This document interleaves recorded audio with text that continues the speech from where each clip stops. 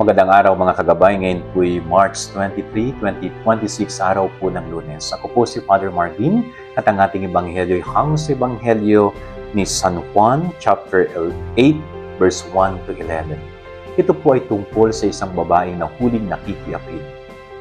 At dinala siya kay Jesus upang subukin ng Panginoon kung ano ang kanyang sasabihin. At alam po ninyo, siya ay pinalaya ng Panginoon. Pinatawad ng Panginoon ang kanyang pagkakasala.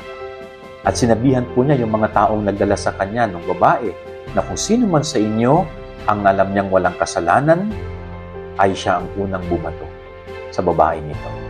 Then nag-alisan po yung mga lalaki kasi alam nila na sila mismo ay makasalanan. Kaya napakaganda pong pagnilayan natin na sa tuwing tayo ay humuhusga ng kapwa, tinitignan ba natin ang ating sariling kahinaan? Sa tuwing tayo ay humuhusga ng iba, nakikita ba natin na tayo ay hindi rin perpektong tao? Kaya bago natin husgahan ng iba, husgahan muna natin ang ating sarili. Tayo ba ay malinis na tao? Tayo ba ay perpektong tao? Wala akong perpektong tao. Walang total na malinis na tao. Sapagkat tanging ang Diyos ang malinis at perpekto.